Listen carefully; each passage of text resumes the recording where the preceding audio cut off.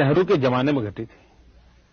होलकर परिवार में उस रियासत का वारिस कौन हो, इसका झगड़ा चल रहा था, क्योंकि होलकर के जो राजा थे उनको दो पत्नी थी, एक हिंदुस्तानी एक विदेशी।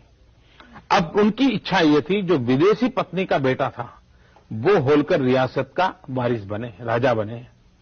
पंडित नेहरू ने अपने हस्ताक्षर से निर्णय दिया हुआ है, पंडित नेहरू की सरकार ने निर्णय दिया हुआ है कि होलकर परिवार का वारिस हिंदुस्तानी महिला की कुख से जो बेटा पैदा हुआ है वही होगा, विदेशी कुख से पैदा हुआ बेटा होलकर रियासत का वारिस नहीं होगा। ये पंडित नेहरू ने भी तय किया हुआ है, तो आज वो बदल करने की आवश्यकता क्या है।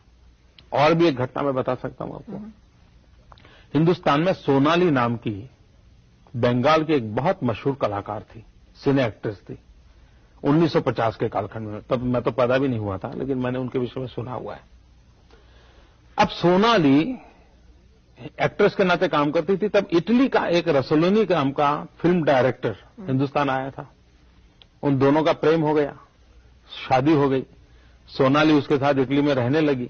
शादी होने के कारण वो वहां की नागरिक बन गई, और उसको सोनिया जी की तरह नागरिक बनने में 15 साल नहीं लगे थे, वो तो जाते ही नागरिक बन गई थी।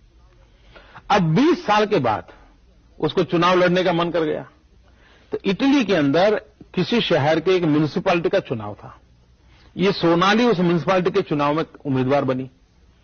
आपको जानकर ये आश्चर्य होगा कि उसका नॉमिनेशन कैंसिल किया गया।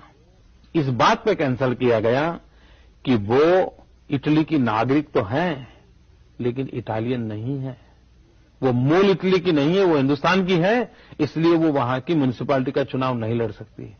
तो सोनाली के लिए तो इटली के अंदर ये दरवाजे बंद, और हिंदुस्तान में आप किसी को प्रधानमंत्री बनाने पर तुले हुए।